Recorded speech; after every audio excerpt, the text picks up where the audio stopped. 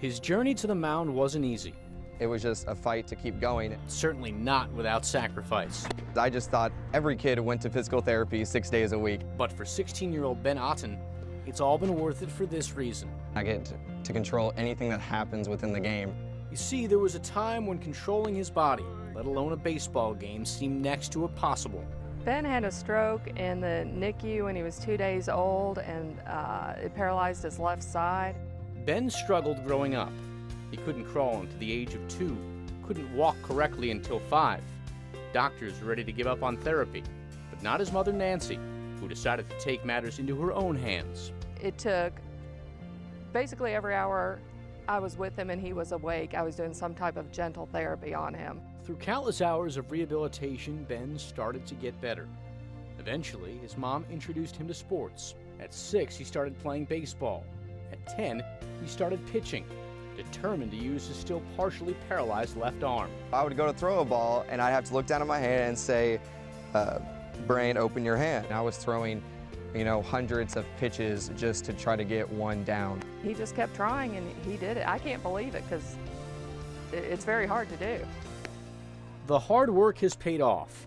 Ben is now a junior and is the closing pitcher at Christian Educational Consortium. His fastball reaches 82 miles an hour.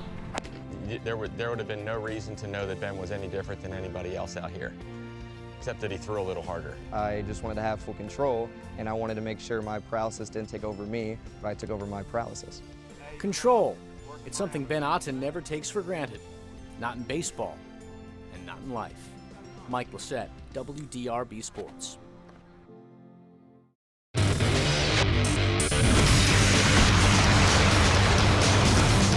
Down to the final days of the college baseball regular season, and there is still much to figure out as far as the ACC Atlantic goes. Entering the second game of a 3-game series with NC State, the Cards held a 1-game lead on Florida State for the top spot in the division.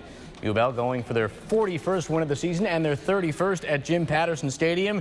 Drew Harrington, the starter, 7 innings today, struck out 7, gave up 8 hits, a walk, and 2 earned runs. He got support in the 5th on a 2-out rally. No score. Drew Ellis coming through with a base hit.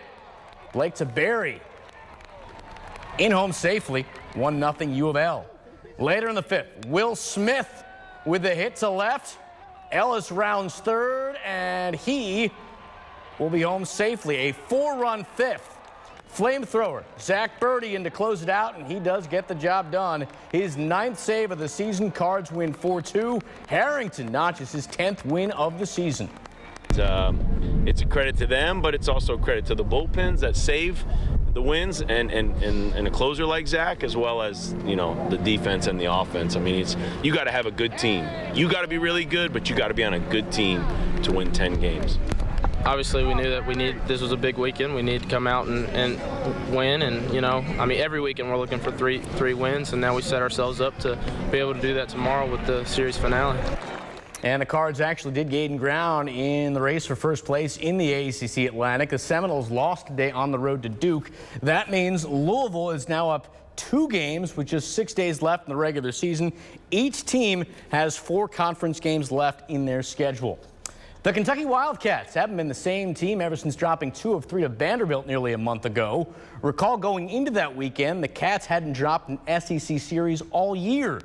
Since then, they've dropped 3 of 4. That includes this weekend. Cats looking to avoid a 3-game sweep against Ole Miss. UK got off to a great start. Javon Shelby with the blast to left. It's a 3-run homer, his SEC leading 12th of the season, and UK up 5-0. Then Ole Miss started to creep back into the game, and they did it because of plays like this. 7th inning should have been an easy out here, but the throw to first is offline. Ryan Olenek in to score. Ole Miss within a run. It's 5-4. Then, bottom 9, you see Cats head coach Gary Henderson nervous, and he has every right to be with 2 on, and Henry Lartigue at the plate. Fly ball, deep right field, and this one is out of here.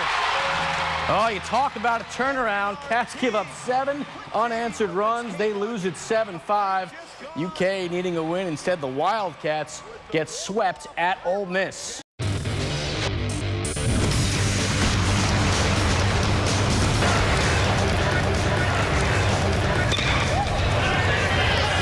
field. Oh no, Wilson makes the play. On to Williams.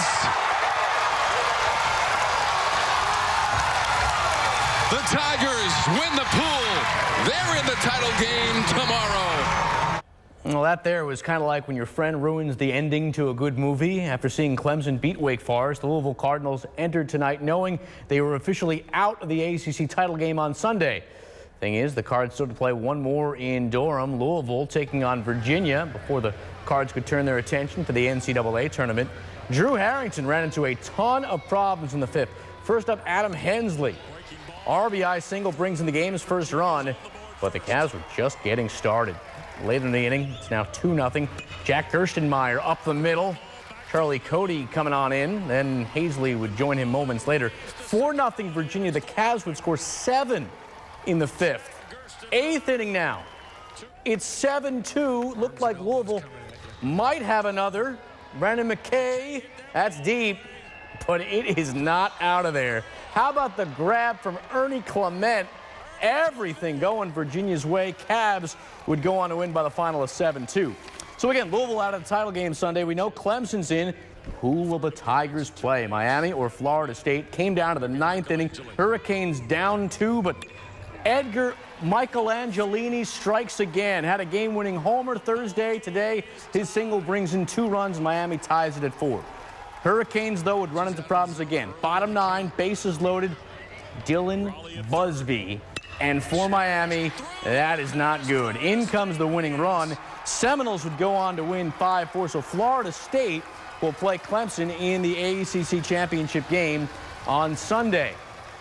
Well, following the Reds' 11th straight loss, Brian Price didn't quote Yoda, but the message aligned nicely with an old favorite of the Jedi Masters. Do or do not, there is no try. Basically, Price tired of losing. He wants results. Cincy looking to get the job done tonight against Milwaukee. Reds showing a ton of fight. They were down 5 runs going into the 7th, but they rallied with a pair of runs. Then this 3-run homer from Adam Duvall, his 11th of the season. Cincy ties it at 6. 9th inning. Crazy play here for the Reds. They had the bases loaded with 1 out. Duvall, he grounds into a double play. Inning over, right? It was, and then it wasn't. Price out to argue the call. They review it. It's overturned because Scooter Jeanette never touched second. So they called it a fielder's choice. Joey Votto scores. Reds up 7-6. Then Tony Cingrani does the rest. Final out there. How about this? 6 unanswered from Cincinnati. The Reds win 7-6. He noticed. He said it was just barely off. His Jeanette's foot was just barely off, but it was you got to go for it. And because we'd already burned our appeal review, that turns it over to the home plate, the crew chief review, which Jim Joyce put in place and ended up defining the game, really. In front of the dugout. All right, in the minors now, Bats trying to take 2 from the Iron Pigs. Top of the first, Louisville not wasting any time. Carlos Trienfeld takes James Russell deep, and Louisville on top 1-0. 2 batters later, still 1-0. Jermaine Curtis. That's a homer. His 4th of the season. Louisville up 4-0, and that was all the Bats needed. 2-0 final. Louisville will try for the 3-game sweep tomorrow. Louisville City is in first place in the USL Eastern Conference, but there's a couple teams hot on their trail. One is Charleston. The Battery just 3 points out. Heading into tonight's game, Charleston's won 4 straight. Head to MUSC Stadium, where the Battery have won an incredible 29-game unbeaten streak. Of course, Louisville, a streak of its own, unbeaten in its last 9 games. 19th minute, off the centering pass. George Davis, the 4th, puts it in, his 2nd of the season. Louisville City, the 1-0 lead. Later in the half, 38th minute, Charleston having trouble clearing it. Kyle Smith takes advantage. His 1st of the season. Louisville up 2-0, and that'll be the final. Louisville unbeaten streak now at 10 games. Straight ahead, we will turn our attention to track and field. 3A state championships on the line in Lexington. Highlights next.